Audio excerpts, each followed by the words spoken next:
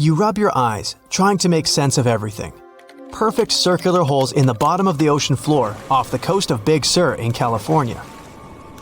You have no idea how this happened, even though you're a marine biologist who's been practicing it for years. You go through some of the old records and find out that these holes have been around since the 90s. In 1999, a ship-mounted sonar conducted a survey and found 5,200 of these pockmarks, or large holes over 500 square miles, on the ocean floor. They look like moon craters underwater. You contact your team and get the robot ready to go down and explore the scene and bring back a few samples. You and the team drive to the coast and hop on the boat. You're sitting inside controlling the robot with a joystick. Your teammate sets the robot in the water and drives it down.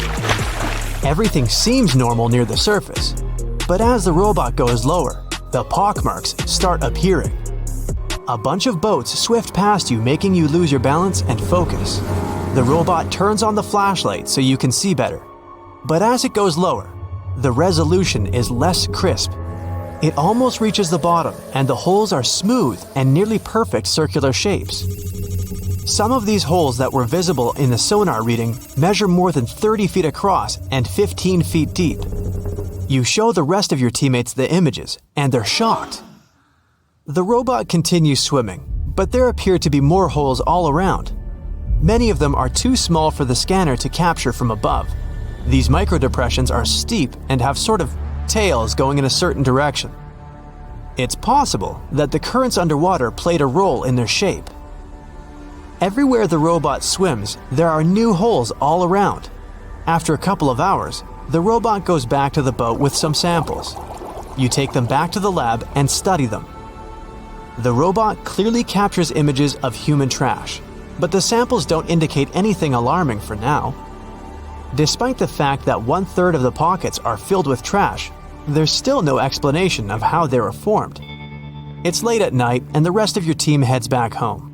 You're passing out in the lab, still trying to find some answers.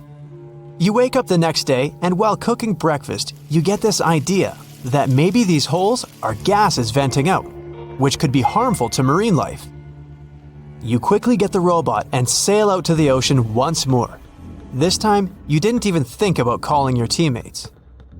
You place the robot in the water and get behind the screen to control it. The robot descends to the bottom of the ocean and does a survey. So far, the holes still seem to be covered with trash. But some of the holes have marine life dwelling inside, like fish and seaweed.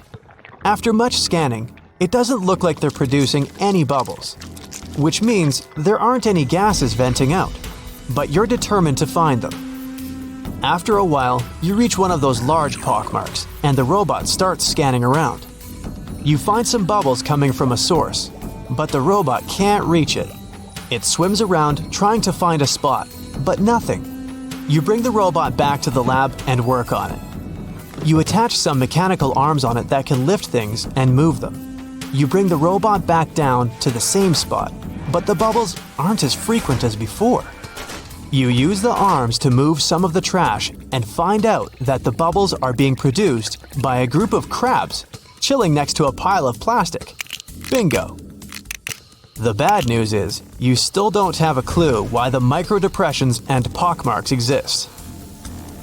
As you try to control the robot to go back to the surface, an octopus wraps its tentacles around it, pulling the robot down. You struggle with the controls and push it to maximum power, but the suctions of the octopus are too strong to break off. It's a game of tug-of-war with the octopus and your robot. It takes the robot under a pile of trash, thinking it's lunch. But you use the arms to maneuver the robot out and swim back to the surface. You go back to the lab even more confused. The robot has collected more samples for you to study. Your eye is glued to your microscope, trying to figure out what's going on, but nothing. You decide to do a carbon dating test to determine how old these holes are. After a while, you check out the results and are even more stunned than before. They show that the holes are around 400,000 years old, so it's likely that human trash wasn't the cause for all this. You pull many all-nighters trying to figure out the truth. You gather your team once more and hold a small press conference about this.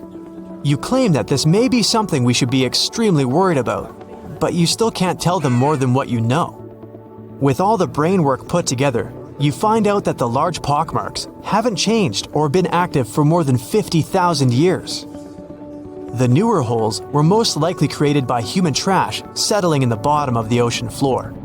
The marine life gathered some of this trash like plastics and discarded fishing gear and created homes for themselves. This is why around 4,500 of the holes are newer and have trash in them. But it still doesn't answer why the holes appeared in the first place.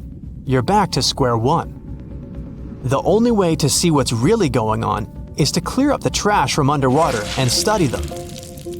The story makes headlines in the local community and catches the attention of a cleanup crew. You organize a trip to the ocean and begin the extraction of all the trash. Many cleanup boats arrive and everyone drops down a net to collect the trash.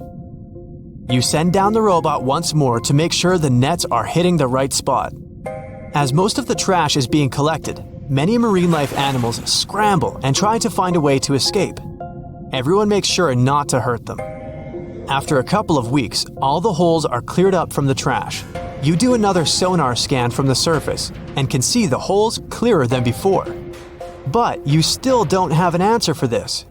You do some more research trying to see if any other holes appeared around the world. On the other side of the country is a mysterious blue hole off of Florida's Gulf Coast. You catch the nearest flight to Florida and make an appointment with the scientist in charge of the expedition. Blue holes are underwater sinkholes that open below the seabed. Just like on the surface, the underwater world also has sinkholes. This one is called the Green Banana and is 150 feet below, and the hole is 435 feet deep. You dive with some special gear with the rest of the team to a barren ocean floor, and the hole is right there in front of you, looking like an oasis in the desert. You and the rest of the scientists are surprised by the diverse marine life dwelling within. Some sea turtles swim past you, and even sharks. These ones don't harm humans. Halfway through, you reach a narrow path, which makes it difficult for humans to pass through. But everyone is careful. There are corals, sponges, mollusks around the corner. You collect some samples and go back to the lab. Blue holes in general are richer in nutrients than barren lands and host plenty of unique marine life. They're quite common and don't pose any sort of threat to anyone. After making the connections, you don't think the holes off the coast of California have anything to do with blue holes. The mystery goes on. So, since 2000, the world has been hit with more than 1,700 earthquakes with magnitude greater than 5. Many happened around the Ring of Fire, located around the Pacific Ocean. In North America, the biggest threat is the San Andreas fault line, which can create an earthquake of a magnitude higher than any other, earning it the spine-tingling nickname, the Big One. The potential destruction of California is a terrifying prospect that could have unimaginable consequences. But the Big One is just the beginning of what's to come. Bad news! Scientists have predicted an earth-shattering event that will occur in 2030. Like it or not, there's a 70% chance that we'll experience the Big One, and it will be an earthquake with a magnitude of 6.7. The San Andreas fault line will cause the Big One, but what is scary is that we can't predict it. On the other hand, a massive earthquake occurs every 100 years. This means there's always time to prepare for a natural disaster. If we traveled back in time, we'd see a few significant earthquakes like the ones that wiped out San Francisco and Fort Tejon. Buildings made a long time ago are not quake-proof. They will collapse. Even if they survive, you should not enter them. But buildings are not the most dangerous part. You should watch out for electrical lines and gas pipes. Your hill house might be lovely, but it is extremely unsafe. During quakes, the hill can turn into a massive landslide that will destroy everything in its path. Say goodbye to road trips because all the roads will be ruined. You should have some spare water and food since you won't be able to go to the supermarket. This disaster won't be cheap. It will cost the U.S. around $200 billion to recover from the quake. At least the earthquake will not trigger tsunamis. but there's something that can cause more damage than the big one. The notorious Cascadia subduction zones start in California and ends up all the way in Vancouver, Canada. The San Andreas fault line is nothing compared to this zone. It can wipe the whole coast off the face of the Earth, an example of hyperbole. Subduction zones are tectonic plates forced to be one under the other and constantly pulling apart. One is called the North American Plate and the other is the Juan de Fuca Plate. Zones like these are not to be messed with, since they are terrifying hotspots for earthquake activity and extremely dangerous because they cause massive underwater quakes. But they are underwater, so what can they do to us? Well, they can cause giant tsunamis, flooding cities, and destroying the coastline. Right now, the most active zone is the Ring of Fire. The Cascadia zone might be less active, but it is like a sleeping beast that can wake up and destroy everything in its path, causing a groundbreaking earthquake. The last time all this stress was released was in the year 1700. Unlike the San Andreas quake, this one will cause massive tsunamis and much bigger shocks. Let's hope you'll be camping in an open field at that time, because most buildings and bridges will likely be destroyed. Also, be ready for the aftershocks, as they'll be devastating. Nature won't be spared either. Landslides will change animals' habitats. Even our homes will be changed forever. Luckily, there is a light at the end of the tunnel, and scientists are doing everything they can to ensure our safety. New rules are implemented. Every new building must be able to withstand massive shocks. They're developing modern warning systems, and every new infrastructure must follow strict quake-proof guidelines. The Juan de Fuca and the North American plates are locked together, but they won't stay like that forever. When they unlock, get ready for a massive shake. The closer you are to the epicenter, the more damage you'll experience. But even if you are lucky to be far away, you may still feel the ground shaking for some time. Now, if we compare the Cascadia subduction zone and the San Andreas fault, we'll see how much more dangerous the Cascadia zone is. In 1994, there was an enormous 6.7 magnitude earthquake in the Northridge area, close to the San Andreas fault. Sadly, many people didn't make it, and some were injured. Back then, buildings were not strong and earthquake-proof, and many of them were damaged. The Cascadia subduction zone can potentially cause a magnitude 9 earthquake. A magnitude 6 quake has the power of around 44 million pounds of dynamite, but a magnitude 9 has the power of 44 trillion pounds of dynamite. The strongest ever recorded quake was in Chile. Its magnitude measured 9.5, and it destroyed most everything. So let's say you've survived the quake, but the struggle is far from over. Soon after, a massive tsunami will strike, with waves that might reach up to 100 feet in some areas. That's so unlike the San Andreas earthquake, which can't produce any significant waves. So say goodbye to your beautiful garden, since salt water will destroy trees and plants, changing the environment for a period of time. The only positive thing will be you won't need Halloween decorations, because all those dried-out trees will resemble a ghost forest. The combination of waves, quakes, and the sheer size of the area will make this natural disaster much more dangerous than any caused by the San Andreas fault or the so-called Big One. A quake similar to this happened around 300 years ago. Many more have been recorded in the past 3,500 years, proving that they continually occur every 400 to 600 years. So, technically, we have around 100 to 300 years before the next big one hits. We still have no idea how exactly the Cascadia subduction zone works, because we discovered it in 1970. This zone is super scary because it can cause big earthquakes. It was found by accident when researchers studied the Ring of Fire. They wanted to know if this area had caused any trouble in the past years, and the proof was under their noses. In Washington, there is a horror forest where nothing has been growing for years. When researchers tested the soil, they found a tremendous amount of salt. They put 2 and 2 together and concluded that a massive tsunami had been the reason. Experts still didn't know when the forest was destroyed. But Japan kept records of a gigantic earthquake that had a similar effect. It was the one that happened in the year 1700.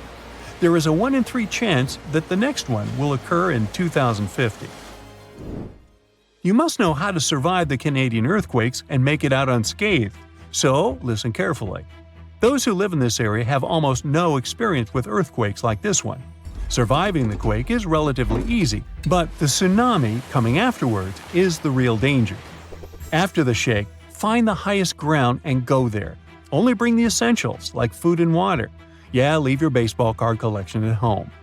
After the first hit, don't try to go down. Seismologists say that most likely there will be a few more waves, and they have proven this. On the 22nd of May, 1960, seismologist Jerry Eston and his 4 friends went to Hawaii to see an expected tsunami that was to happen around midnight. They set up their gear on Wailuku Bridge with an escape route planned. This bridge had been destroyed in the previous tsunami, but the new one was much taller and better. After midnight, the water was 4 feet above the average level. The second wave hit a half hour after midnight, and the water rose another 9 feet by 1 a.m. The water started going down and dropped by 7 feet, but the horror was far from over. Next, they saw a wave that was around 20 feet tall. This shows us that tsunamis are unpredictable, and we should listen to experts to stay safe.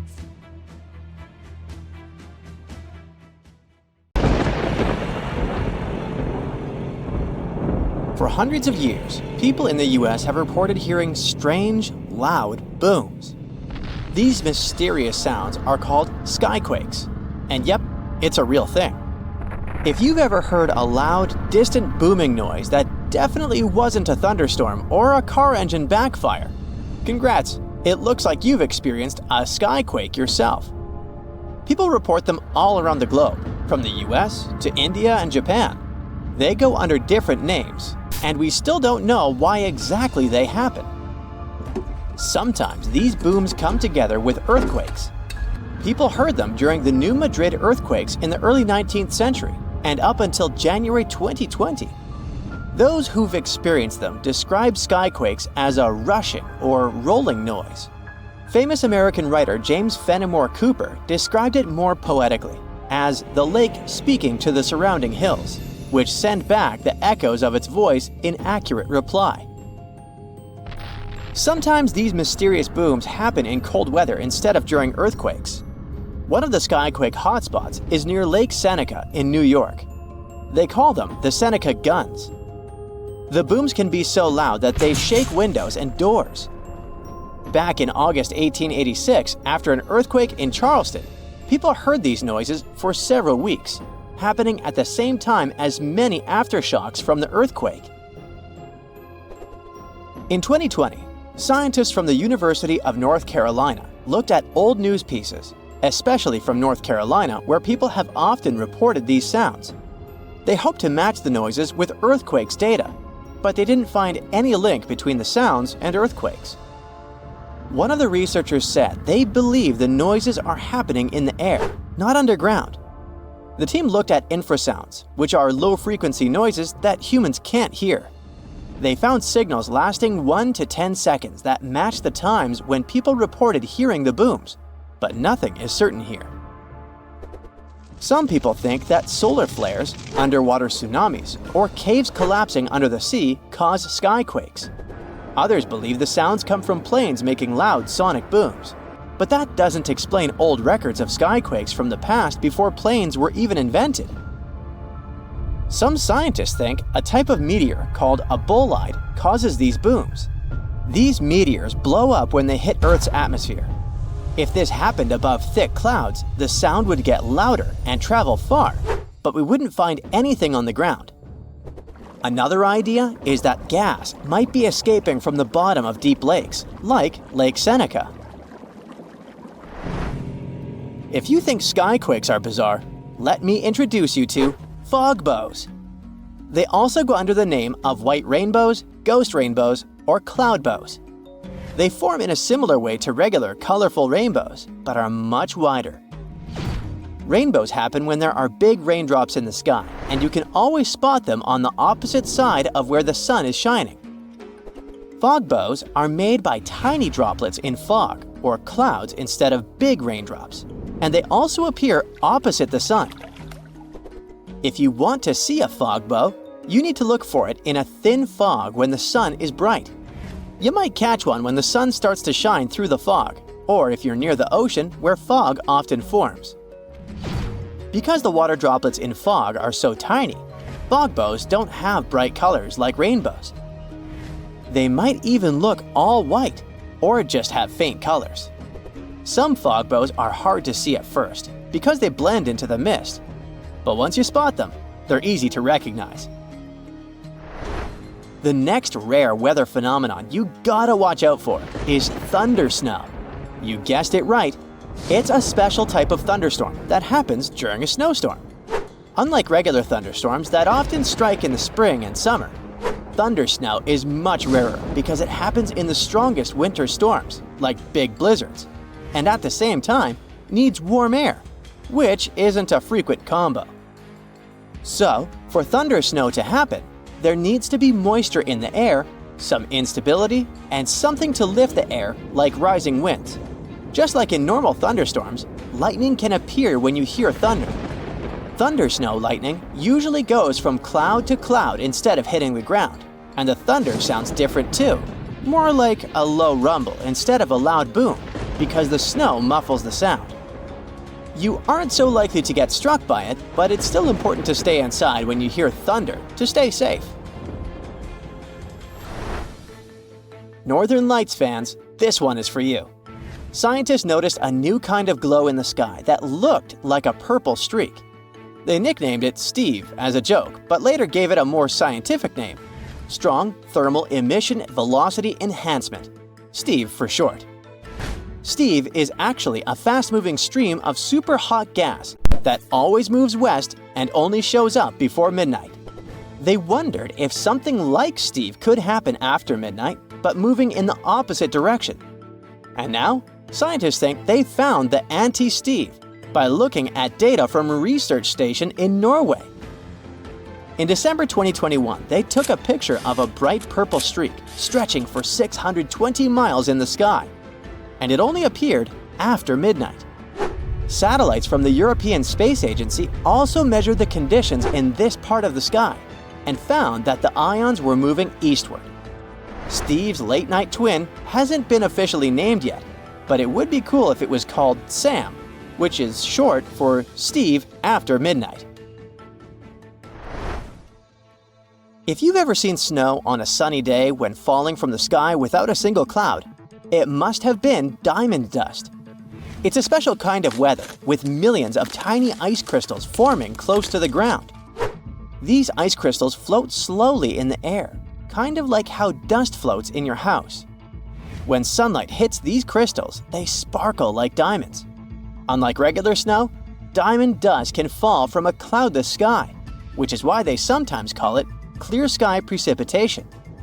It happens because of temperature inversion. Normally, it gets colder as you go higher up from the ground. But in a temperature inversion, the cold air stays near the ground, and warmer air sits above it. The warm air has more water vapor, and when it mixes with cold air near the ground, it turns directly into ice crystals, and diamond dust is born. For this to happen, the air near the ground has to be really, really cold, way below freezing temperature. Diamond dust can fall for days, but it's so light that it usually doesn't pile up on the ground like regular snow. A fall streak hole, also known as a hole punch cloud, is next on our list. This big circular or oval-shaped gap sometimes appears in certain clouds. These types of clouds float high up in the sky and are often made of tiny water droplets that are colder than freezing, but they haven't frozen yet. These special water droplets are called supercooled, and they need a reason to freeze. Ice crystals give them that reason. When a plane flies through the cloud, it can bring those ice crystals into the cloud. Once the ice crystals are there, the supercooled water droplets freeze quickly, get bigger, and start to fall from the ground. This creates a hole in the cloud, and as more nearby droplets freeze, the hole gets bigger and spreads outward. Any tornado is scary, but a fire tornado takes the horror to a new level. These bad boys are spinning towers of flame and ash that form when there's extreme heat, strong winds, and uneven ground. The intense heat from the fire causes hot air to rise quickly. Cooler air from the sides rushes in to replace it and creates strong winds. When winds from different directions meet, it makes the fire spin like a tornado. It gets stronger and can even create its own weather. It pulls in flames, ash, dirt, and anything in its path. The winds can reach speeds of over 140 miles per hour, and these fire tornadoes can last for more than 20 minutes. You have friends over for dinner. You set your drink on the counter and go help your friend set out some desserts. When you get back, you notice the liquid in your cup. It's sloshing around and the ice cubes look like ships on a rough sea. Now you feel it too. On the ceiling, the chandelier is swinging like mad. Then you hear someone scream, "Earthquake!" The house and everything in it is rocking back and forth. You try to run for cover, but the shaking keeps you stuck in place, fighting to keep your balance. The cabinets look possessed, and glasses and dishes fly out and smash on the floor. The bookshelves topple over, and everything hanging on the walls sways and falls off. You duck under the dining room table, trying not to get hurt on all those broken dishes. Yeah, you've been through earthquakes before, but none like this. Checking your phone? Typical, no signal. You can't believe what's about to happen.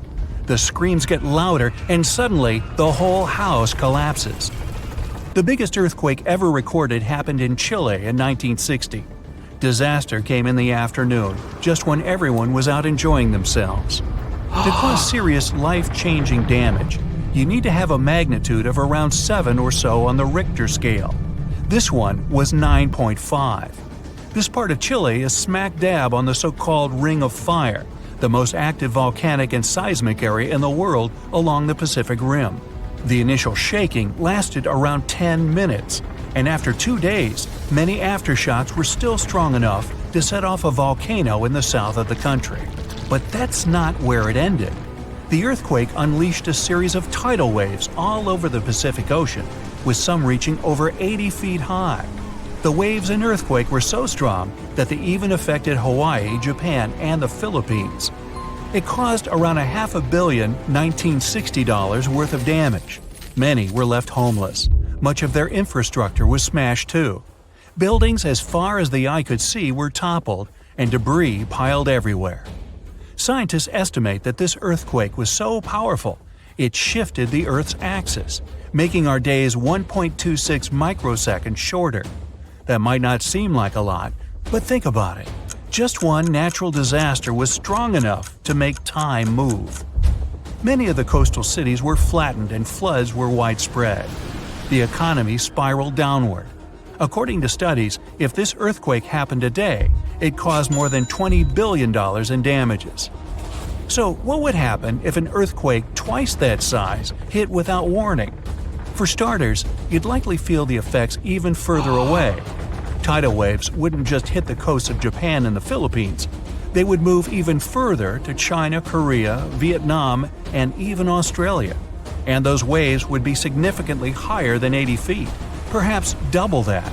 That's like 8 giraffes piled on top of each other, surfing your way. If you lived by the coast, you'd notice the waves.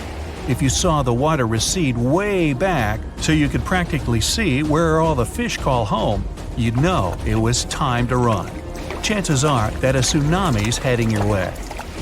Say it really happens. You're caught under the wreckage, not knowing what's going on. You manage to free yourself and escape to the fresh air. And you're not alone, because all the houses in the neighborhood have turned into piles of bricks and rubble. The bridges have also collapsed, leaving people stranded on either side. You look around, dust yourself off, and rush to find help.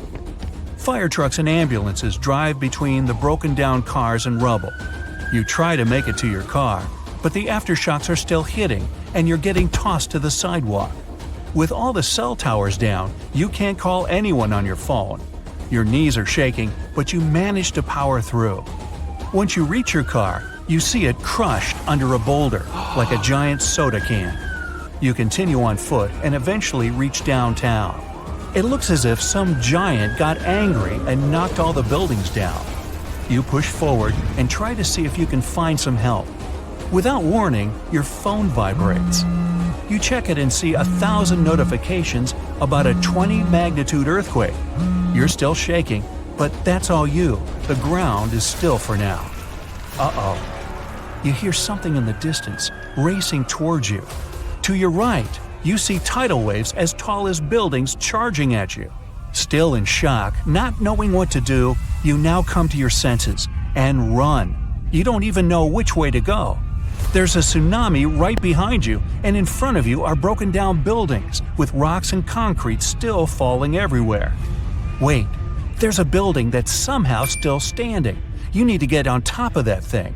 You reach the elevator, but it's jammed. Not surprising. You bolt up the stairs as fast as you can, tripping on broken glass and plaster, but always managing to get back up. You look out a window and see the water. It's so close.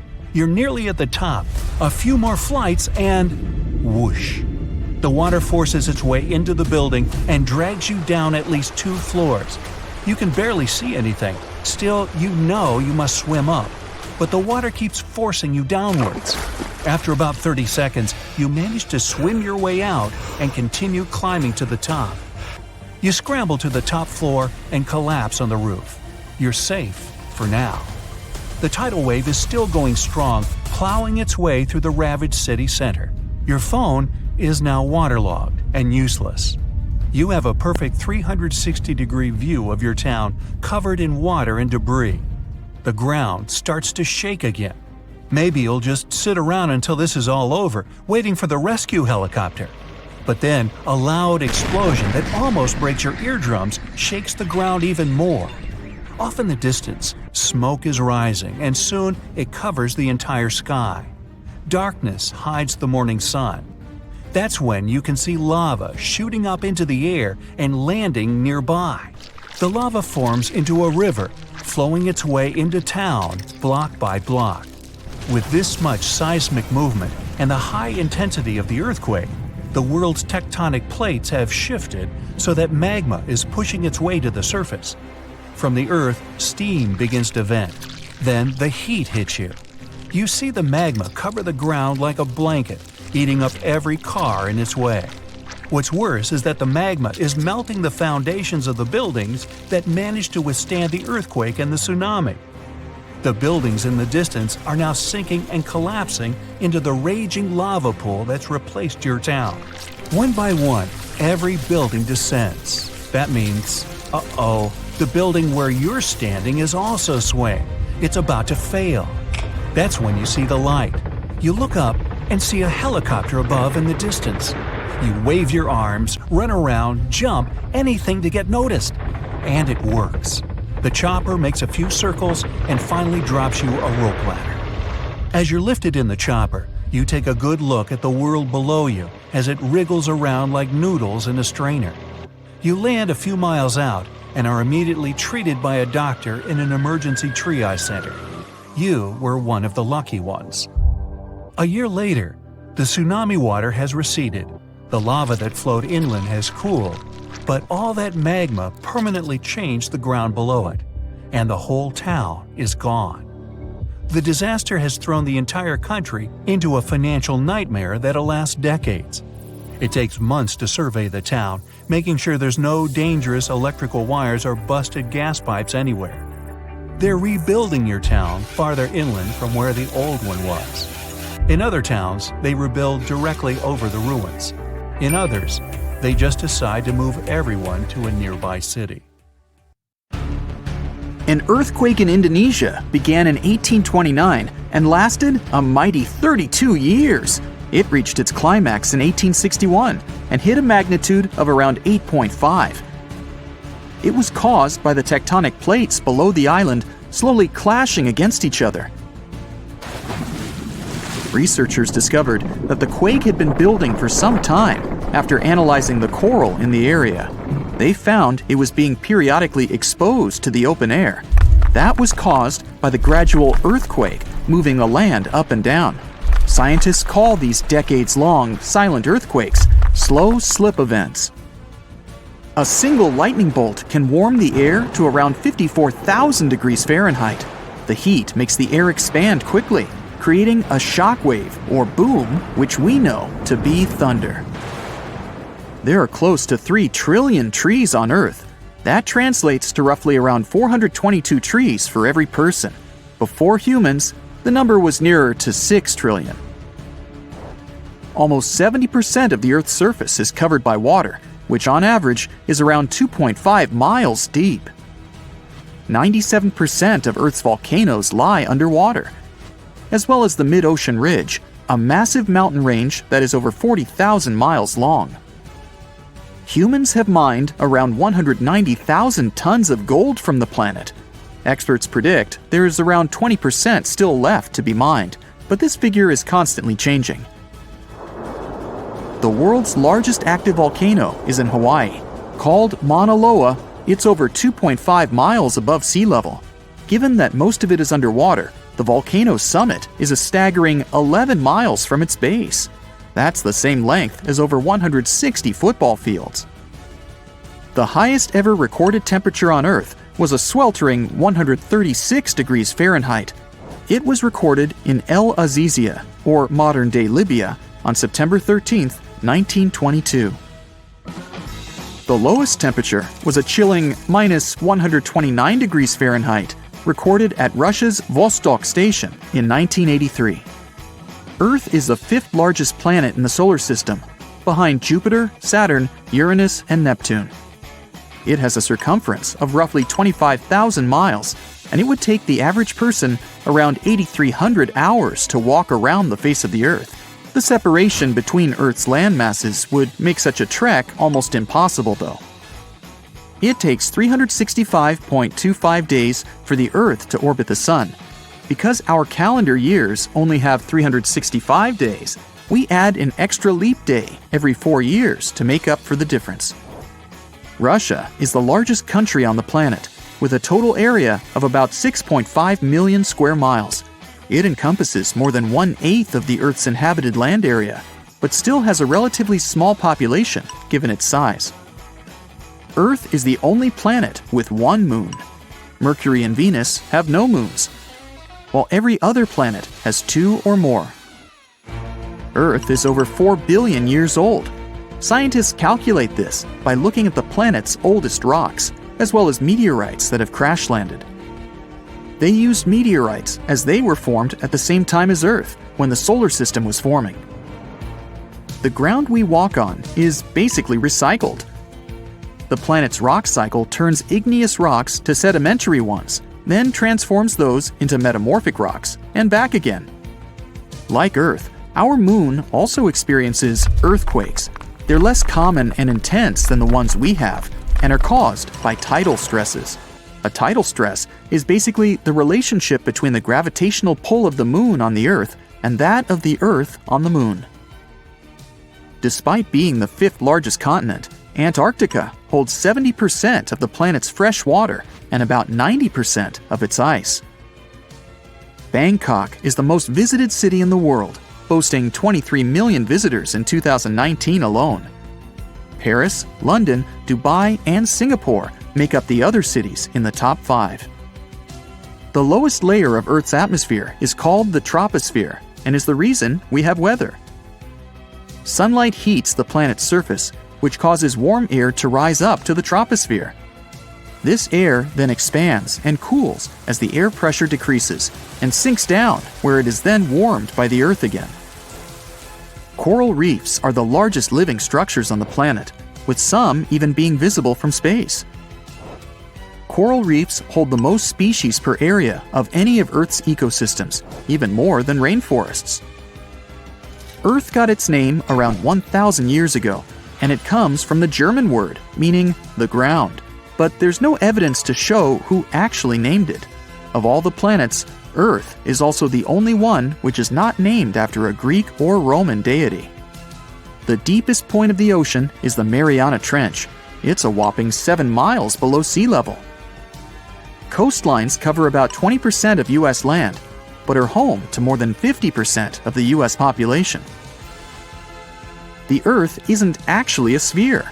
It's more like a squished ball that bulges at the equator. The bulge is caused by the force of the Earth spinning. which makes the north and south poles slightly flat.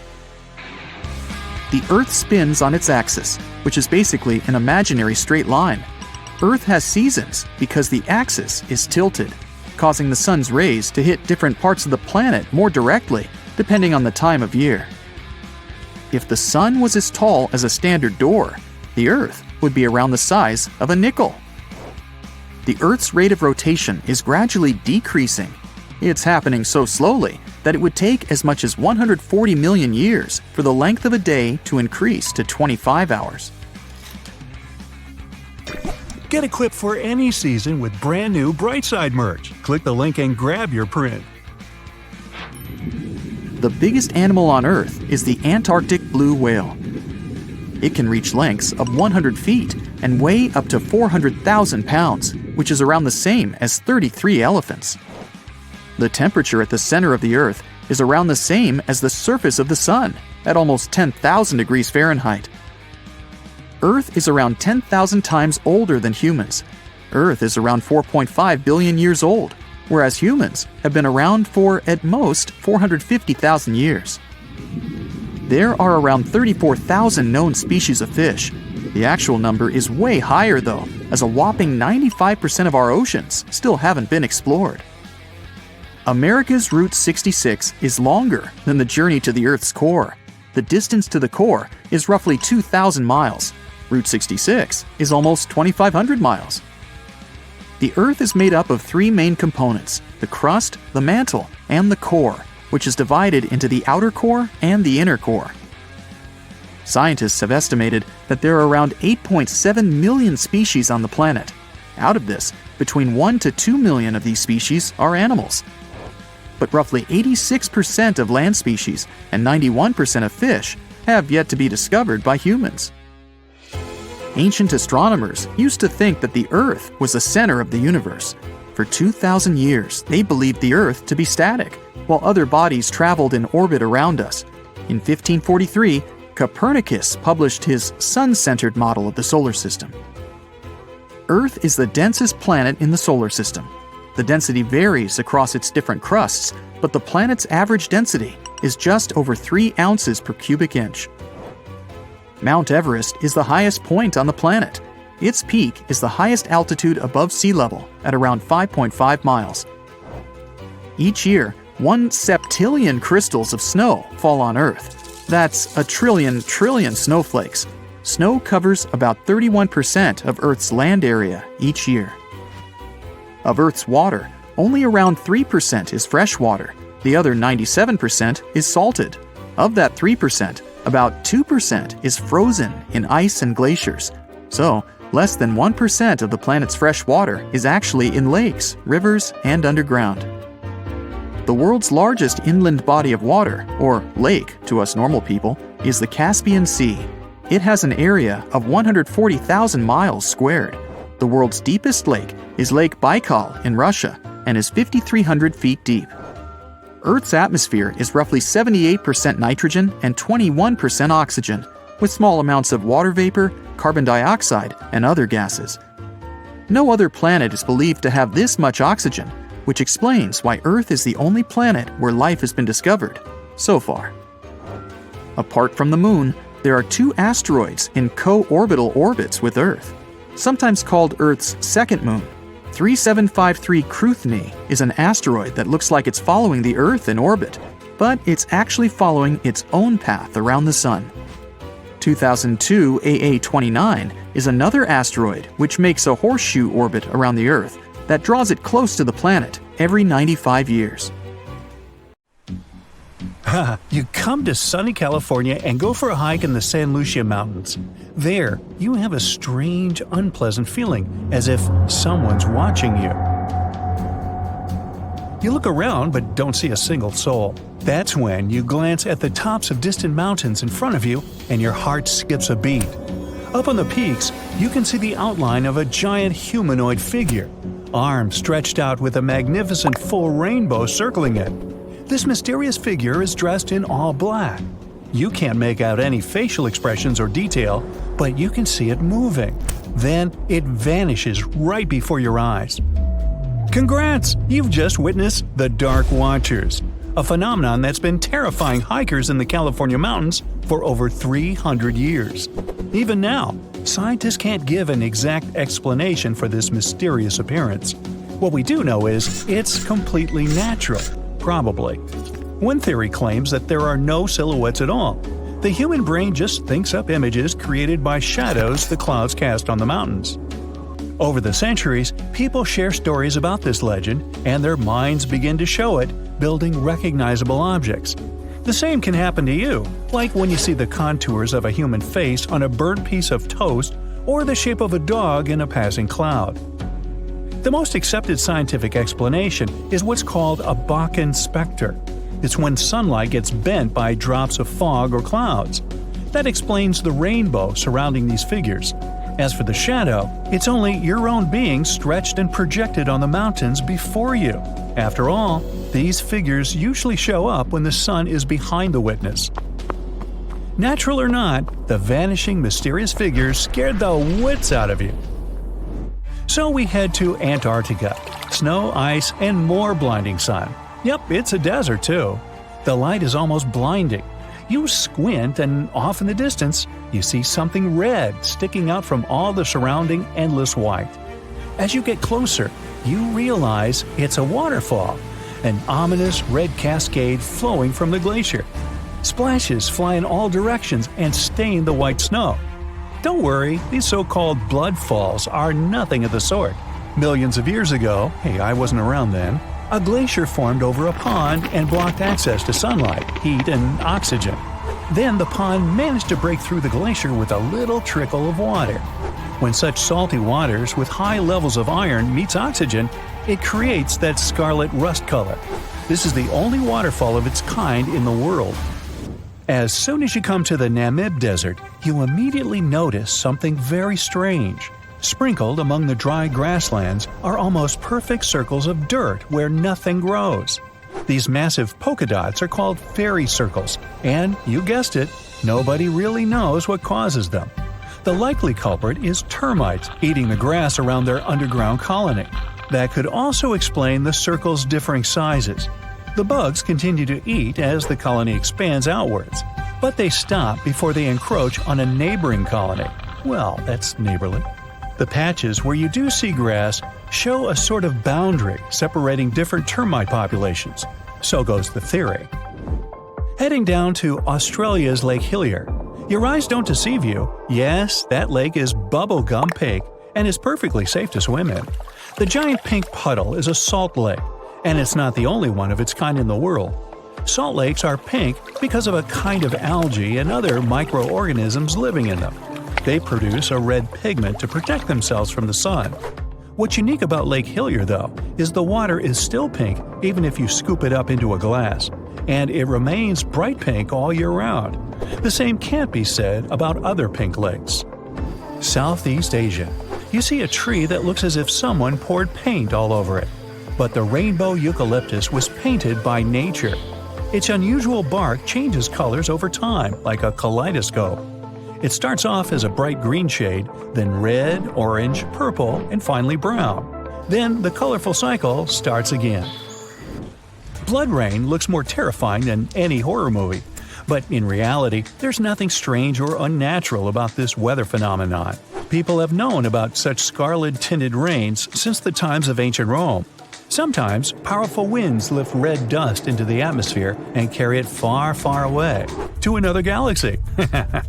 In the end, this dust gets mixed with clouds, which colors the rain. By the way, dust from coal mines can make the rain black. Pollen is responsible for yellow rains, and some other kinds of dust can turn rainwater white. Back in 2009, people in Ishikawa, Japan saw a kind of rain no one's ever seen before. It was raining tadpoles. The first reason was that the wind that day was so strong, it lifted and carried all those tadpoles away in no time.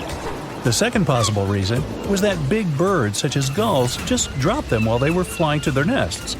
Some scientists believe these creatures were hauled off the ground by a waterspout and rained down later. By the way, that day people found not only tadpoles, but also frogs and fish instead of puddles. And yep, it can be raining worms too. Some people claim they've seen snake rains. Yikes! And instead of common raindrops, people have watched translucent jelly-like blobs falling down from the skies. Now, Australian spiders are notorious, and to frighten people, they've even learned how to rain. Spider rains are a pretty common thing in Australia because of ballooning. They climb up trees, then spin strands of silk, and that's why the wind can carry them away. Usually people don't notice it, but when it's wet, hundreds of spiders climb up to more desirable places.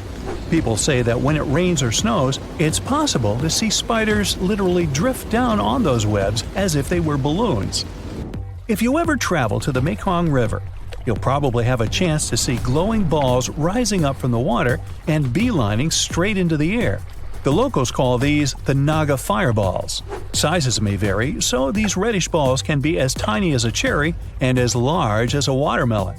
During the night, you can see dozens and sometimes even thousands of fireballs.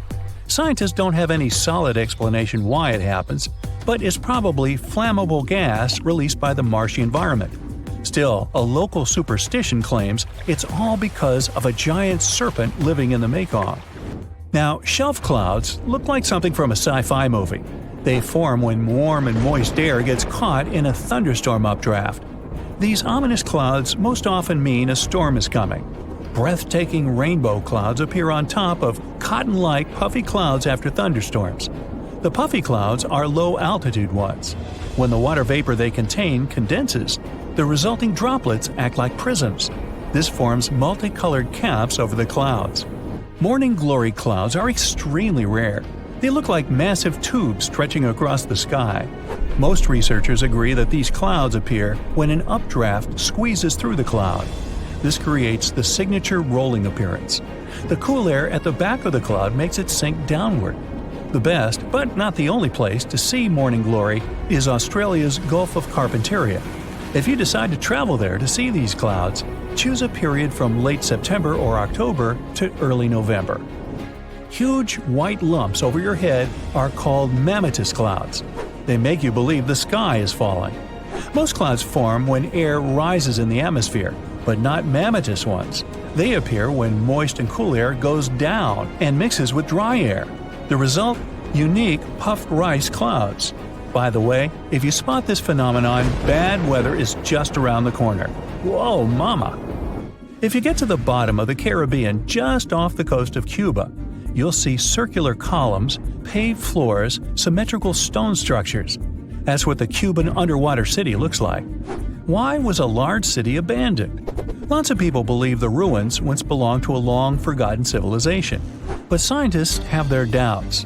They claim the lost city is nothing but a natural phenomenon that appeared about 5 million years ago. Such disc and donut structures often occur around the areas of the seafloor where natural gases break free. Those who have ever heard an annoying sound a kettle makes when the water is boiling can imagine what the whistle sounds like. Even though this noise isn't as blood-curdling as some other unexplained sounds, it doesn't make the whistle any less mysterious. It's incredibly elusive. In 1997, only one underwater microphone was able to pick it up. At that time, researchers didn't manage to pinpoint the source of the noise. The most likely cause of the unusual sound is the eruption of one of the submarine volcanoes. But once again, there's not enough proof to make sure.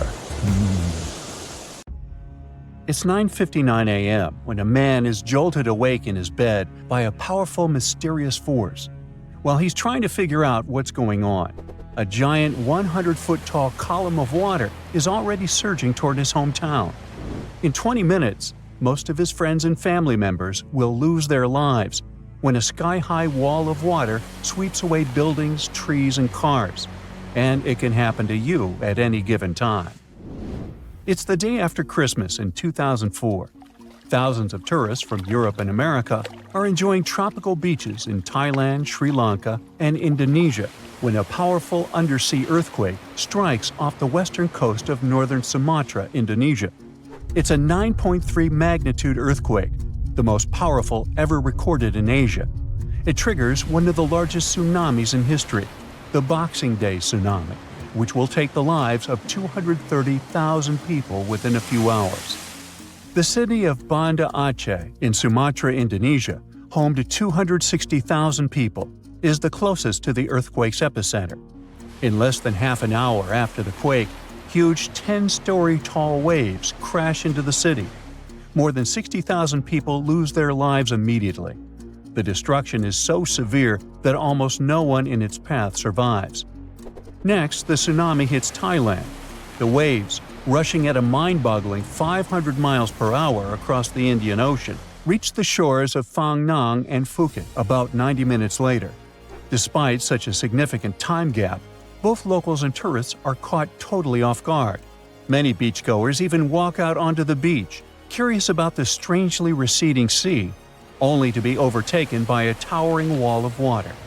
Nearly 5,400 people, including 2,000 foreign tourists, won't survive that day in Thailand. An hour after Thailand, the tsunami hits southeastern India near Chennai. Debris-filled waves push miles inland, taking the lives of more than 10,000 people. Sri Lanka faces even worse devastation. The island will lose over 30,000 people, and hundreds of thousands will become homeless. The tsunami's incredible strength is evident even far away. 8 hours later, it claims its last victims in South Africa, 5,000 miles from the quake's epicenter.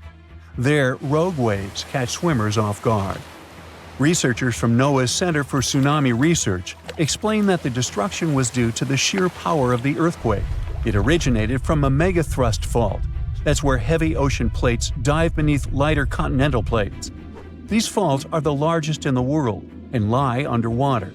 The 2004 earthquake ruptured a 900-mile stretch of the Indian and Australian plates, 31 miles beneath the seafloor. Plus, instead of one quick jolt, the quake lasted for 10 minutes and released an unimaginable amount of energy. During the shaking, massive sections of the seafloor moved upwards by 130 feet. That's a lot. Such a sudden movement set colossal waves rippling across the ocean. Imagine it like dropping a massive pebble into the water. The thing is, tsunami waves aren't like those surfing waves you may imagine. No, they look like a fast-moving whitewater river that floods everything in its way. If you get caught in those raging waters, it's almost impossible to survive. If the powerful currents don't pull you under, floating debris will. That's the reason why, during earthquakes, there are usually many injuries and fewer lives lost. With tsunamis, it's the opposite. There's way fewer injuries than fatalities because it's too hard to survive. Catastrophic tsunamis like the one in 2004 are rare. That's why India and Sri Lanka had no record of such disasters. This lack of experience, combined with the absence of warning systems, made the consequences of the disaster even more tragic. People didn't feel the earthquake because they were far from the epicenter. And with no natural warning signs, no official alerts, and no history of tsunamis, the waves that hit crowded coastlines had devastating effects. By the way, the Pacific Ocean, the largest ocean on Earth, is where most earthquakes and tsunamis occur. Locally damaging tsunamis strike somewhere in this ocean about once every 1 to 2 years. 76% of the recorded fatal tsunamis happened in the Pacific. And 99% of tsunami casualties are caused by local or regional tsunamis, which occur more often and hit quickly. But then a question arises: could a tsunami as devastating as the Boxing Day one happen again? Unfortunately, the answer isn't very straightforward. A warning system has indeed been established in the Indian Ocean. Its goal is to alert coastal nations of potential tsunamis. But human behavior is still a critical challenge. This became clear during a real-life test in 2012. That's when many residents of Banda Aceh, Indonesia, simply ignored evacuation towers after a tsunami warning. People never seem to learn, huh? The Indian Ocean Warning Network uses undersea pressure sensors placed near tectonic plate fault lines. These sensors detect any changes and transmit data to surface buoys, which then send it via satellite to control centers on land. Authorities analyze the information and decide whether to issue warnings and evacuate at-risk areas. Aceh, located on one of the world's most active fault lines, implemented additional safeguards. They installed sirens in coastal cities, and people get alerts on their cell phones. Plus, there are evacuation towers. reinforced concrete structures capable of holding 500 people. They are special safe zones. Authorities did test how well prepared people were.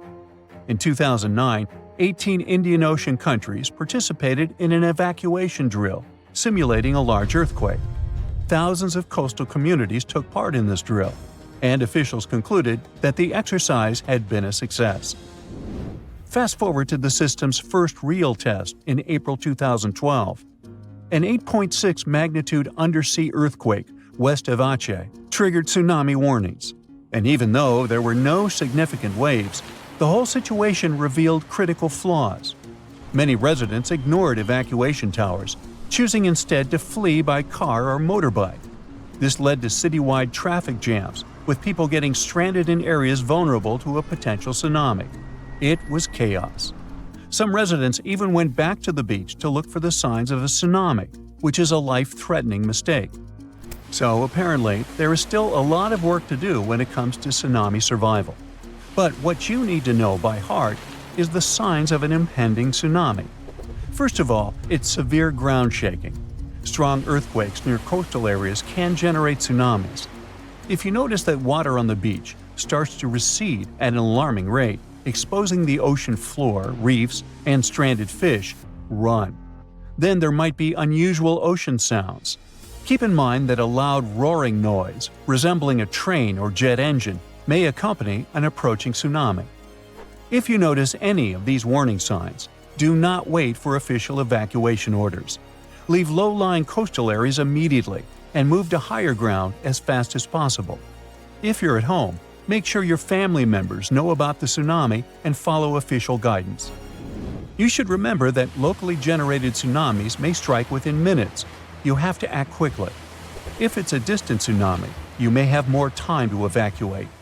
If you don't have an opportunity to move inland, hide in high reinforced concrete buildings. Avoid staying in small buildings or homes in low-lying areas. If you're on a boat, stay offshore. Tsunami activity isn't as dangerous in deep water, so avoid returning to port during a tsunami warning. If you're already in port, check with harbor authorities for guidance. If it's possible to move to deep water, do it in an orderly manner. It may be safer for small boat owners to leave their vessel and move to higher ground. And always, prioritize moving to higher ground over saving your belongings. If you live in a coastal area, you can take some measures to protect your property in advance. Since most tsunami waves are under 10 feet, you may consider elevating your house. It can reduce damage. You can also consult an engineer to assess and reinforce your home. And finally, don't forget to protect outbuildings too, and create fences that will allow animals to reach higher ground. The protective shield of our planet decays and eventually fails. So do our satellites.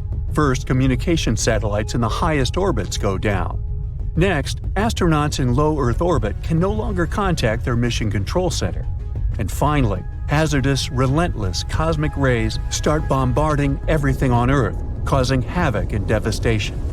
Are these the terrifying consequences of the planet's magnetic field reversal we're going to face? Right now, as you're watching this video, Earth's north magnetic pole is extremely out of whack. It's so serious that scientists will have to update the global magnetic field model released a mere 4 years ago. Does it all mean that the magnetic pole of our planet will flip soon? Well, be patient, we'll figure it out a bit later. You see, the magnetic pole is moving quite erratically from the Canadian Arctic towards Siberia, and these movements are very unpredictable. But it's normal for the pole to be moving. There are long-term records from London and Paris that prove that the North Magnetic Pole moves randomly around the rotational North Pole over periods of several hundred years. But the most astonishing thing about its movement is that it's speeding up.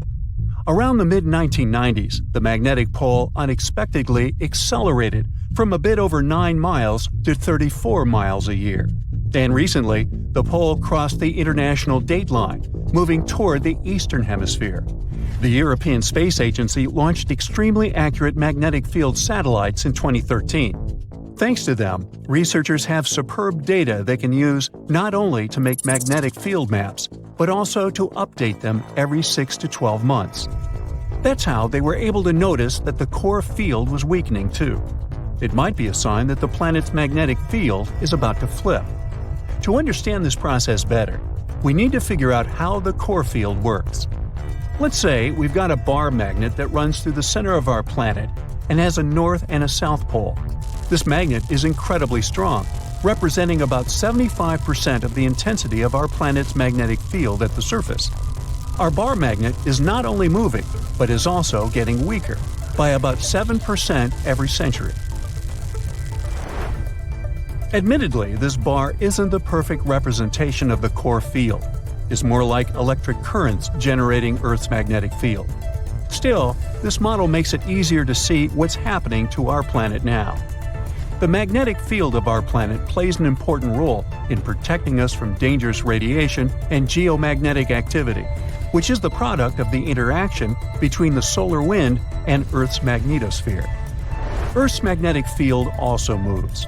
Scientists have been studying and tracking the movement of the magnetic poles for hundreds of years. The historical motions of these poles indicates changes in the global geometry of the magnetic field of our planet, and they may point to the beginning of the field reversal too.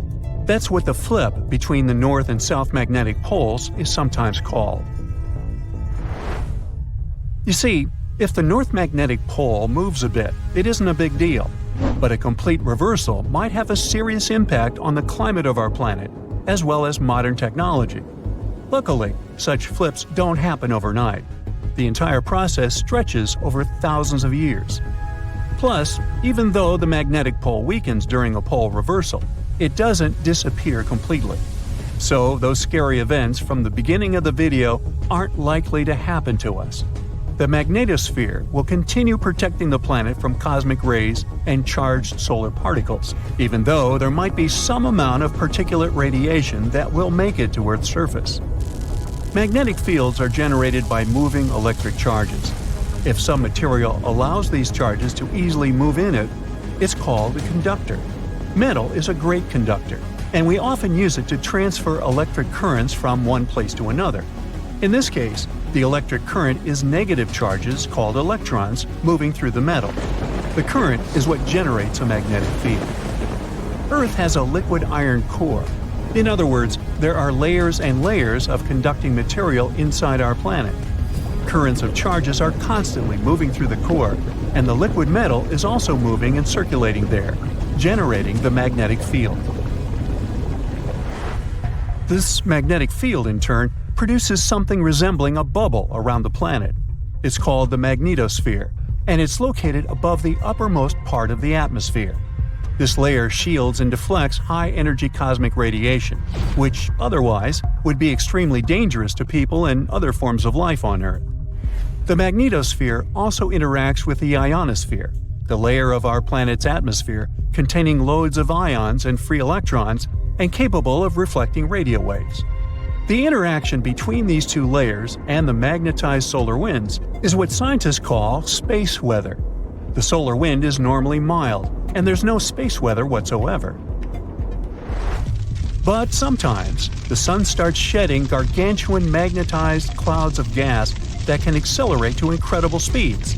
They're called coronal mass ejections, or CMEs. They're ejected from the sun over the course of several hours. CMEs usually look like giant twisted ropes and can occur spontaneously. Their frequency varies according to the 11-year-long solar cycle. For example, at a solar minimum, you can observe one ejection per day, and when the sun is in its most active phase, there might be 3 CMAs per day. Coronal mass ejections disrupt the calm flow of the solar wind and cause serious disturbances that can damage stuff both in space near Earth, like satellites, and on the planet's surface. If coronal mass ejections make it to Earth, their interaction with the magnetosphere generates geomagnetic storms. Those can trigger auroras, happening when a stream of energized particles hits the atmosphere and lights up. And then there are also solar flares. They develop more rapidly and with much more energy than coronal mass ejections. Solar flares often occur soon after coronal mass ejections.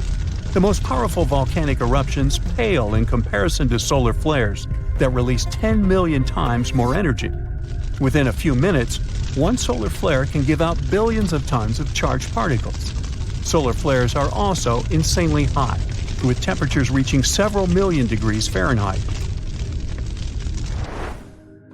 Astronomers believe that such bursts of solar radiation happen when the sun's magnetic field gets twisted in some regions. At one moment, all the pent-up energy is released.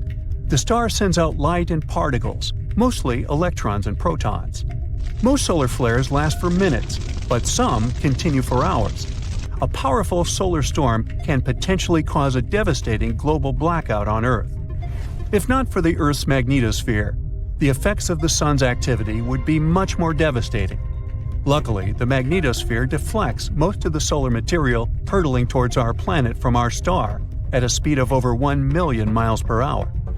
But even so, during space weather events, there's a lot of hazardous radiation near Earth. It can potentially harm astronauts and spacecraft. Plus, space weather can damage large conducting systems, for example, pipelines and power grids, by overloading currents running inside them. Scientists regularly map and track the overall orientation and shape of our planet's magnetic field. To do it, they use local measurements of the field's orientation and magnitude. That's why they've been able to conclude that the location of the North Magnetic Pole has moved by almost 600 miles since the first measurements were taken in 1831. The magnetic field of our planet reverses on a timescale varying between 100,000 to 1 million years. One can tell how often it happens by looking at volcanic rocks at the bottom of the ocean. They capture the orientation and strength of Earth's magnetic field at the time of their creation. So, dating those rocks gives us a good picture of how our planet's magnetic field has evolved over time. From a geological point of view, field reversals happen quite fast, but they are extremely slow from a human perspective. A complete reversal normally takes a couple of thousand years, but during this time, the orientation of the magnetosphere may shift, exposing more of Earth to cosmic radiation. Such events tend to change the concentration of ozone in the atmosphere. In any case, scientists can't say for sure when the next field reversal will happen, but they keep mapping and tracking the movement of our planet's magnetic north. By the way, the Earth isn't the only planet with a magnetic field. Gas giants, like Jupiter, also have a conducting metallic hydrogen layer that generates their magnetic fields. Jupiter's internal magnetic field prevents the solar wind from interacting directly with the planet's atmosphere. Frankenstein, unreasonably cold weather, and tons of lava. What do these things have in common? They all trace their origins back to Mount Tambora. This volcano in Indonesia had such a massive impact that the aftermath could be felt in Switzerland even a year later. And these spots are thousands of miles apart. Soon, we might be facing something similar again. Stick around because I'm about to reveal the exact spot where the next eruption is expected to happen in 2025. Back in 1815, Mount Tambora erupted with unprecedented force, sending a colossal cloud of fine particles into the atmosphere. This cloud reflected sunlight, leading to global cooling and even the year without a summer in 1816. Temperatures plummeted, crops failed, and families worldwide faced food shortages, compounded by various health issues. Fun fact: Frankenstein appeared because of abnormally cold weather in the summer of 1816. The author got stuck indoors in Switzerland and wrote this story to pass the time. But that is the only positive aftermath. In England and Ireland, people struggled to find food. The crops were too bad that year, and this year without summer cost them lives, all because of the eruption in Indonesia. While many other volcanoes have erupted since then, none have had consequences as dramatic as Tambora. However, climate professor Marcus Stoffel from the University of Geneva believes potential serious eruptions aren't just a matter of luck, it's only a matter of time. So it's up to us. We can sit back and wait for the inevitable, or we can start preparing today. This future eruption will happen in a world that's vastly different from the one in 1815. Not only is our planet more densely populated now, but we've also experienced irreversible changes that affect our daily lives. Now, if you think volcanoes are always the bad guys, think again. They've actually played a crucial role in shaping our planet. They help with land formation, atmospheric development, and climate modulation. Just look at Yellowstone, for example. When thick lava oozed to the surface, it spread across the landscape and transformed the area forever. When volcanoes blow their tops, they release a mix of lava, ash, and gases, including carbon dioxide. But don't worry, compared to the emissions from fossil fuels, the amount from volcanoes is pretty tiny. What scientists are really keeping an eye on is sulfur dioxide, because it can have a big impact on our climate. When a major volcanic eruption happens, it can send sulfur dioxide soaring into the stratosphere, which is about 7 miles up in the atmosphere. Once there, it transforms into tiny aerosol particles that scatter sunlight, helping to cool the planet. This cooling effect isn't immediate though. Those particles can hang around for a couple of years and even circulate all around the globe. Nowadays, we've got special equipment to monitor sulfur dioxide emissions from space.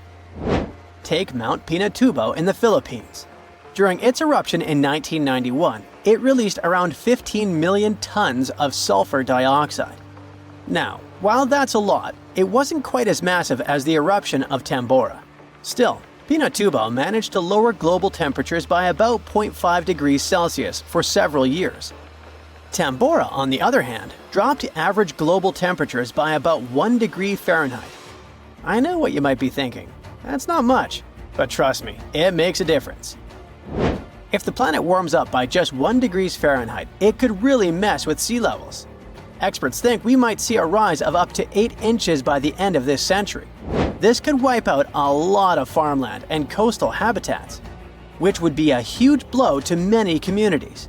So maybe a volcano eruption that can cool off the planet is like a natural mechanism helping us out? Not exactly.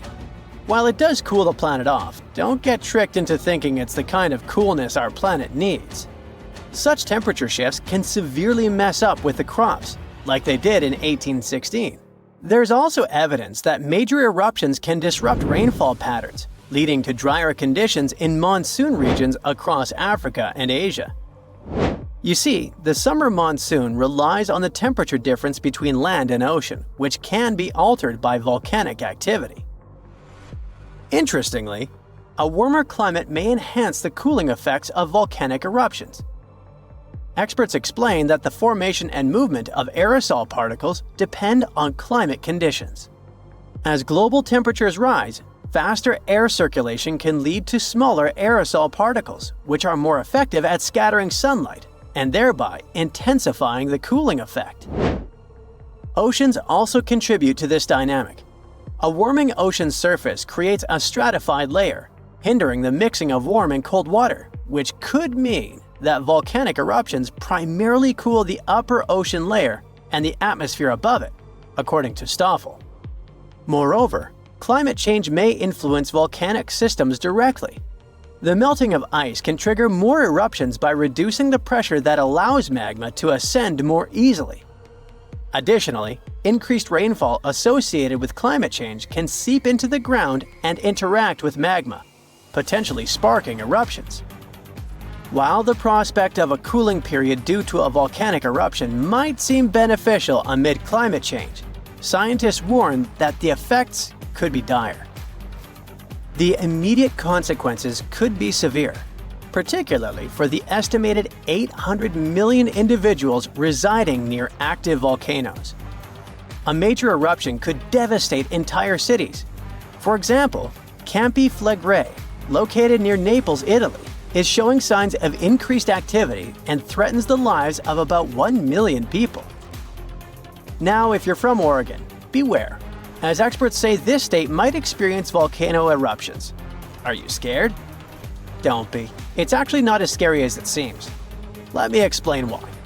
There are more than 80 volcanoes in Oregon. But we're not interested in a single one of them because it's an underwater volcano that is likely to erupt in 2025. Axial Seamount is the most active volcano in the Pacific Northwest, yet it remains largely unknown to the public due to its location approximately 300 miles offshore and nearly a mile beneath the ocean's surface. While its upcoming eruption is expected to pose no threat of a tsunami or significant land-based earthquakes because of its depth and distance from the Cascadia Fault, the data gathered from studying its eruptions can enhance our monitoring of potentially more hazardous volcanoes. Let's call it a friendly eruption, shall we? In reality, predicting eruptions is a complex endeavor. We often encounter alarming headlines such as, "Yellowstone is about to erupt." Should we take these claims seriously? Not really. Yes, Yellowstone sits atop an active supervolcano that has experienced 3 major explosive eruptions in the past 2.1 million years. The last eruption occurred approximately 70,000 years ago, with the most significant explosion taking place around 631,000 years ago, forming the massive Yellowstone caldera. Naturally, many people are curious about whether Yellowstone will erupt again and when that might happen. Fortunately, scientists are employing new techniques to delve into these questions. A recent study suggests that Yellowstone is unlikely to experience another major eruption anytime soon. The reason is that the magma beneath the park is divided into a network of separate chambers. While there is a substantial amount of magma present, it's not sufficiently interconnected to support an eruption. Previous studies proposed that the existence of a massive layer of magma beneath Yellowstone, but these latest findings change that notion. To gain a clearer understanding of the subterranean dynamics, researchers utilized a technique called magnetotellurics, which employs Earth's natural electromagnetic fields rather than seismic waves. Since magma is a good conductor of electricity, this method is particularly effective for mapping molten rock and comprehending underground activity in volcanically active regions.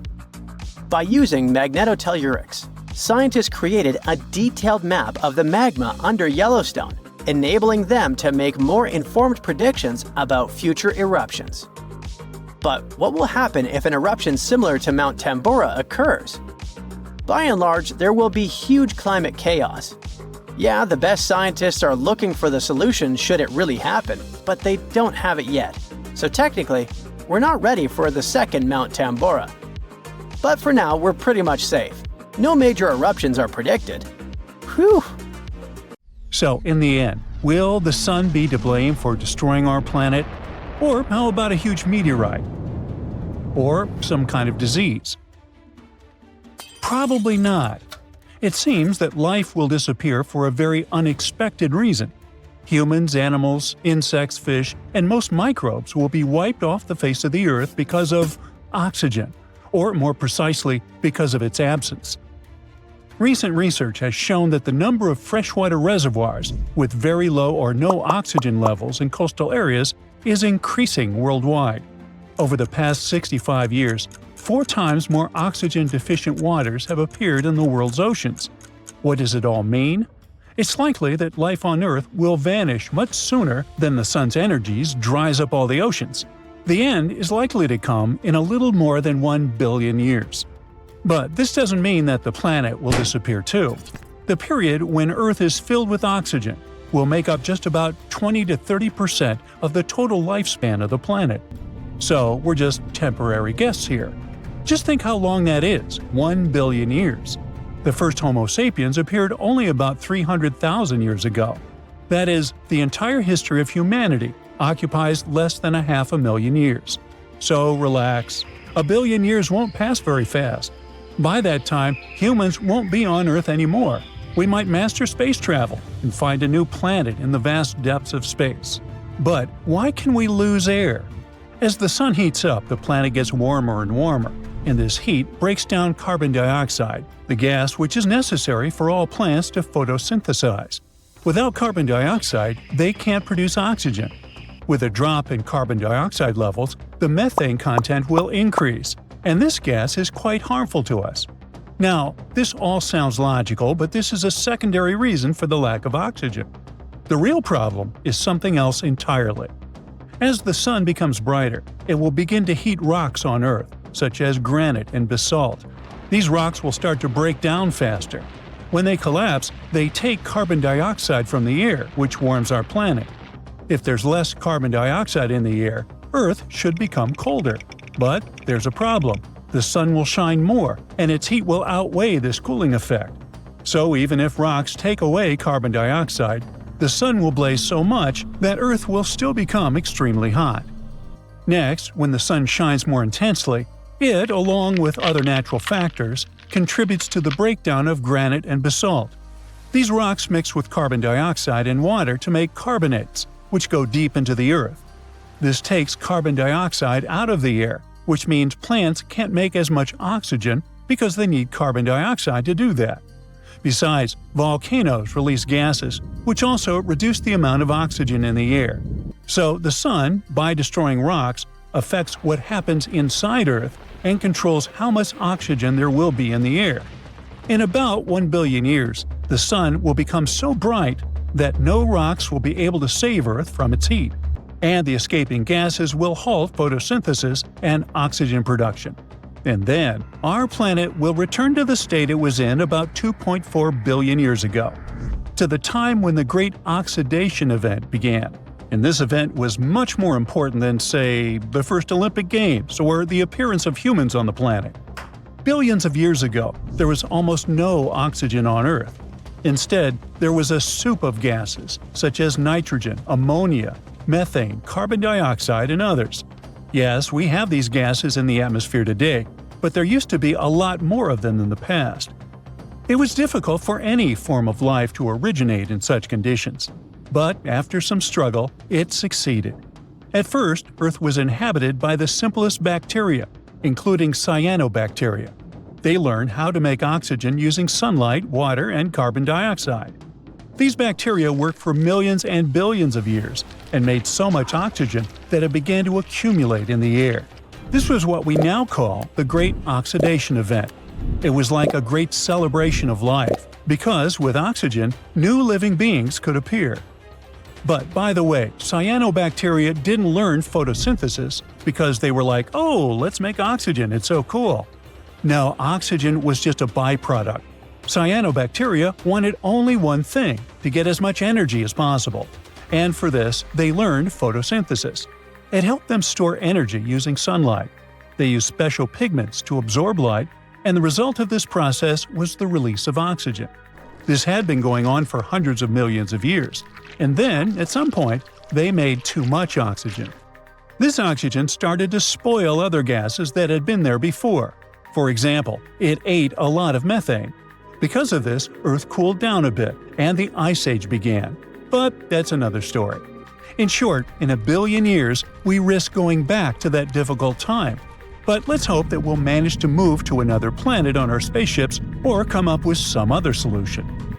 And what'll happen to our home planet next? Will new life be able to originate there without so much oxygen? Well, it's possible, but it'll be much more difficult. This will require another source of energy besides the sun. It can be, for example, hydrothermal vents. And by the way, there are ecosystems on Earth that use this type of energy. You can find one of them in the Mobile Cave in Romania. Imagine a place where there's little oxygen. It's dark. The sun's rays don't reach there. Over millions of years of evolution, a unique and slightly creepy life has developed in this cave. It was first discovered in 1986, and scientists are still exploring this place. The entrance to the cave is just a small hole in the ground. A narrow tunnel goes deep underground. Inside the cave, the air is filled with hydrogen sulfide and carbon dioxide, and there's half as much oxygen there as on the surface. A human can't stay there without a special mask. But for local forms of life, this is home, and they feel great there. There are several dozen species living in the cave, and many of them aren't found anywhere else on Earth. Here you can see strange little monsters, white snails, white spiders, centipedes with long whiskers, transparent shrimp, and even unknown species of leeches. Since there's no light in the cave, all these creatures don't need eyes. They're blind, but they have long sensitive antennae and paws that allows them to navigate in the space. They also have no colored pigment, so all these bugs and spiders are either white or transparent. But if there's so little oxygen there, and nobody does photosynthesis, then how does all this life survive? It's all thanks to the unique bacteria autotrophs. They absorb carbon dioxide and produce nutrients. These bacteria are food for other organisms, and those, in turn, become food for larger creatures. So a whole food chain has been built in the cave, which provides all the inhabitants with food. Evolution has created a unique ecosystem that exists separately from the rest of the world. It's like a small universe that has developed according to its own rules. However, this universe is not expanding, because all living beings here can't live away from hydrothermal vents and autotrophs. Otherwise, where would they get their energy from? But let's imagine that the sun cools down, almost all the oxygen disappears, and the entire planet gets covered with hydrothermal vents. It's dark, and the air is filled with methane, CO2, and other substances, and somehow life begins. Even people appear at one point. What would they look like? Pale, thin, and blind creatures with very long arms that help them navigate in space. They have pets, large centipedes or cockroaches that move silently on the ground. People are also quiet because they don't have lungs filled with air to scream. There's silence in the world. People communicate through touch. No one travels. Everyone lives separately next to their hydrothermal source. The whole world has turned into a horror movie in 1 billion years. See this weird grayish lump lying on the ground and steaming? Well, what are you waiting for? Run as fast as you can. It can burst right into your face at any moment, leading to horrifying consequences. A disaster is unfolding in front of your eyes. At first, the ground starts trembling. A deep rumbling sound echoed through the valley. Then, boom, the volcano explodes, hurling glowing rocks high into the sky. Among them is a blob of molten rock, fresh from the Earth's fiery depths. As it's soaring, the blob begins to change. The cold air wraps around it, hardening its outer layer, while the inside remains hot and gooey. Some of its neighbors are different. Some have gas bubbles trapped inside. Others have solid rock cores, and a few stretch into long, twisting ribbons. The biggest of these flying blobs are as large as a small car. For 10 long seconds, the lava blob is flying and twisting and tumbling. Below, people begin to realize the extent of the danger and start scattering. It's useless. Flying blobs can travel for miles, up to 6 miles away to be precise. Then the moment comes. The lava blob slams into the ground. Some of its smaller companions have cooled completely and landed with a thud, but this one is still burning inside a crystalline container called a bleb. As it strikes the earth, its hard shell cracks and molten lava oozes out, sizzling and steaming, spreading out like a giant fiery pancake. The eruption is past, but the danger remains. Lava bombs, though fascinating, are among the most dangerous tricks of a volcano. The insides of the biggest blobs remain blazing hot, still bubbling with energy. They're not just warm, the temperature inside reaches hundreds of degrees. If one of these fiery projectiles struck a person, it would crush them instantly. Even worse, lava bombs can blow apart or cause secondary explosions in 2 cases. If the lava bomb has volcanic gases, like water vapor, CO2, or sulfur gases inside, rapid cooling can trap them. When pressure builds up, it can cause the bomb to burst. Or, if a hot lava bomb lands in water or ice, the sudden temperature change can create steam explosions, sending debris flying. Lava blebs come in different shapes, depending on how fluid the magma was when it was ejected. Their forms are also shaped by how they travel through the air and how they land. Ribbon blebs form when very fluid magma is thrown out in long, stretchy blobs. As these break apart in midair, they create thin ribbon-like fragments that land intact. These blebs often have fluted textures and small air pockets inside. Spherical blebs also come from highly fluid magma, but instead of forming ribbons, they're shaped by surface tension, which pulls them into nearly perfect spheres as they cool. Spindle or almond-shaped lava blebs start off similarly to spherical ones. But as they spin through the air, they stretch into elongated football-like shapes. One size usually ends up smoother than the other, showing how it moved when it fell. Cowpie blebs, yep, the real name for them, form when very liquid lava doesn't cool before hitting the ground. Instead of solidifying in the air, it lands while still molten and flattens on impact, spreading out in irregular roundish shapes that resemble, cow patties.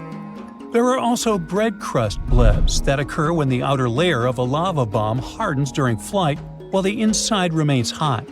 As the interior expands, it cracks the hardened shell, giving it a texture similar to the crust of a loaf of bread. Cored lava bombs have a hardened shell surrounding an inner core made of older volcanic rock, pieces from an earlier eruption, or even fragments of the surrounding landscape. Whatever shape a lava blob takes, you should watch out for one during a volcanic eruption, even if you're miles away from the epicenter. But lava blebs aren't the only danger you should watch for when wandering around volcanoes. Sometimes, when small drops of lava are thrown from a volcano, they can stretch into thin, elongated shapes as they cool. If they form small, teardrop-like shapes, they're called Pele's tears, after the Hawaiian volcano and fire deity. If they become longer, thinner strands, they're known as Pele's hair. In this case, you can notice something that looks like golden mats of fine hair covering the ground. These aren't strands of human or animal hair, but delicate threads of volcanic glass. They form when gas bubbles in lava burst, stretching the molten rock into long hair-like fibers. Pele's hair can be incredibly thin, sometimes just 1 micron thick. But at the same time, they can reach up to a couple of feet in length. They are so lightweight that the wind can easily carry them through the air. Later, they settle in low-lying areas, sometimes piling up in thick layers. Now, despite their delicate appearance, these strands are actually tiny pieces of glass.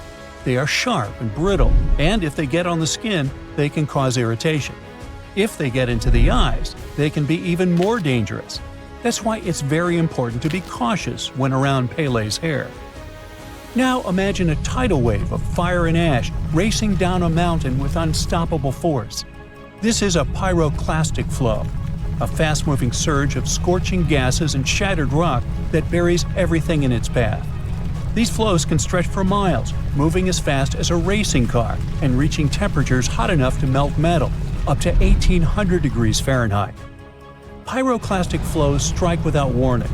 The collapse of an erupting volcano's towering ash column or a lava dome, a massive plug of hardened lava sitting at the volcano's mouth, can easily trigger one.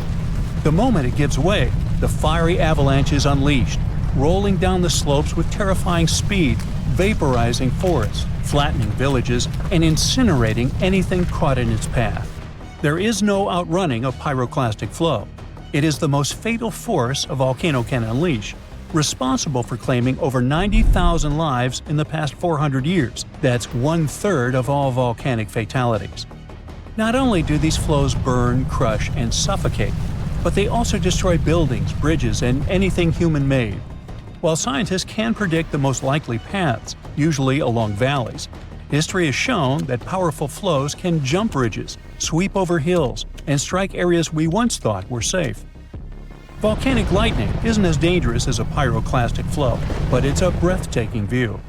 It forms only in the thick ash-filled clouds that erupt from certain volcanoes. These towering columns, called volcanic plumes, shoot up into the sky when a volcano releases massive amounts of ash. Not all volcanoes create these plumes. That's why volcanic lightning is rare. For example, the volcanoes in Hawaii mostly erupt with flowing lava rather than thick clouds of ash, so they almost never produce volcanic lightning. Now look at these tiny ash particles. Before an eruption, they're squeezed together inside the volcano under extreme pressure. But when they burst into the open air, they collide and rub against each other in a process known as friction. This friction charges the particles, just like when you rub a balloon on your hair. As these charged particles rise into the air, they start to separate. Positive charges move one way, and negative charges move in a different direction. When the difference in charge becomes too great, the energy bursts free as a lightning bolt, cutting through the volcanic plume. Some of the most devastating consequences of a volcanic eruption are lahars. A lahar is a powerful, fast-moving river of mud, ash, and rock that rushes down the slopes of a volcano, destroying everything in front of it. These terrifying mud flows form when heavy rains mix with loose volcanic debris. When lahars sometimes happen during an eruption, they can also strike without warning. This makes them especially dangerous. Like pyroclastic flows, lahars move fast, sometimes traveling hundreds of miles. They can bury entire towns, sweep away bridges, and wipe out roads, leaving behind a deep layer of mud and rock. One of the most devastating lahar disasters happened in Colombia in 1985 when the Nevado del Ruiz volcano unleashed a mudflow that buried the town of Armero, taking the lives of over 23,000 people. Another tragic event occurred in the 1990s when lahars and pyroclastic flows from the Soufriere Hills volcano wiped out the capital city of Plymouth, causing $500 million in damage. On March 24th, European skies were dominated by a glowing, insane blue spiral. The eerie sight kept growing, expanding, almost like the whole Earth was about to get sucked into a vortex. And after a couple of minutes, poof, it suddenly disappeared. Even though it looked like some kind of extraterrestrial tech, there's actually a very human explanation behind it. Photos of this strange swirl started popping up all over Europe, with people sharing them from countries like the United Kingdom, France, Norway, and Germany. But if we really want to figure out what happened, we have to look all the way over to the United States. Turns out, on that same day, SpaceX's Falcon 9 rocket was launched from Florida at around 1:50 in the afternoon local time. So while most people in the US saw clear skies after the launch, it actually caused that strange anomaly in the European skies. And that happened because Falcon 9 is a reusable rocket. So, after launching into space, it releases what is called its payload. And by that, I mean whatever it is carrying, like a satellite. After completing its mission, the rocket itself turns back toward Earth. As it does, it ejects any leftover fuel, which instantly freezes due to the high altitude, forming a spiral pattern because of the rocket's movement. Light then reflects off the frozen fuel, making it visible from Earth. Basically, that's what the blue spiral was, leftover fuel released by the rocket in space. So, should we be worried down here on the ground? I mean, is it dangerous? Well, no. It's not like it was some kind of spacecraft accident. It's just leftovers and light. And this is totally normal for the Falcon 9 rocket. Even though it went viral this time, the same phenomenon was spotted about 4 years ago. Back then, people speculated all kinds of things, like a swirling galaxy moving across the sky, or even an unidentified, unexplained flying object. But nah, it was just one of Elon Musk's space toys. Speaking of which, his space agency is also behind another eerie sighting that's becoming more common. On clear nights, many people have reported seeing a strange string of lights moving quickly in a straight line, almost like a train of stars. Those aren't drones, and they're definitely not perfectly organized shooting stars. These strange lights are actually Starlink satellites from SpaceX. You know, that project that beams high-speed internet from space using thousands of tiny satellites, basically turning the entire planet into a giant Wi-Fi zone. But wait, satellites don't have lights on them. So how is it possible that they look so bright at night? Well, basically, what we're seeing is the sun reflecting off the satellites as they travel through their lowest orbit. And they're only visible if the sky isn't too bright. What's really impressive is that you can see this same event more than once on the same day. That's because Starlink satellites travel at a staggering speed of 300 miles per minute, and they complete one full orbit of Earth every 90 minutes. So, doing the math, that means you could spot those satellites within 2 hours of a previous sighting. Without a doubt, the beginning of the year was busy for skywatchers in the United States. In February, they got to see this stunning, cloudy jellyfish shape taking over the sky. What do you think it is? If you guessed another thing related to SpaceX, you're right. This is another art created by a Falcon 9 rocket. This time, it happened because the rocket was launched during the evening twilight. The light from the setting sun bounces off the rocket's smoke trail, creating this amazing effect. Now, let's move on to Italy, where another creepy event occurred.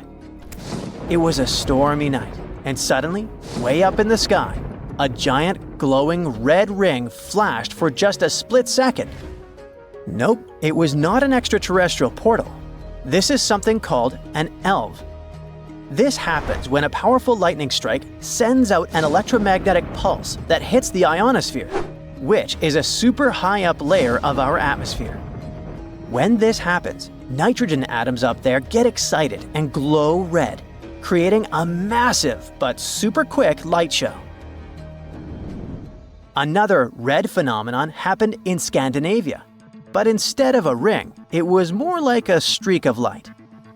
This is known as a stable auroral red arc, or SAR. Despite the name, it's not an aurora. It's something much rarer. This phenomenon happens when the Earth's magnetic field, which acts like a big protective shield, gets disturbed. This disturbance causes some gas in the atmosphere to get super hot, thanks to a huge electrical current around the planet. What's weird is that only oxygen gets heated up during a SAR, which is why these light shows always glow that same red color. And fun fact, this event is more likely to happen after a big solar storm weakens Earth's magnetic field. It is impressive to see phenomena like this with the naked eye, but the view from outside Earth can be just as stunning. In 2022, an astronaut aboard the International Space Station spotted two bizarre blue blobs of light glimmering in our planet's atmosphere. They happened at the same time, but they weren't related at all. One of them was a massive lightning strike that hit right next to a large circular gap in the clouds. The lightning lit up the surrounding cloud walls, creating a glowing ring around the hole. Another one was caused by the moon. The way the moon was positioned made the sunlight it reflected pass through Earth's atmosphere, creating a bright blue blob with a fuzzy ring around it. And if you're wondering what that weird orange halo is, running parallel to the curvature of the Earth, I've got you. That's the edge of the atmosphere, also known as Earth's limb. And this is what it looks like when viewed from the International Space Station. In Canada, residents of central Alberta were looking up at the sky one night when they suddenly saw something strange. A bunch of vertical beams of light that seemed to be coming from the ground and reaching up into the blackness of space. It sure looked like something out of a science fiction movie, but this is actually just an optical illusion. Yep, it's a visual trick caused by some specific winter conditions. This phenomenon happens when light is refracted by ice crystals. Here's what's going on.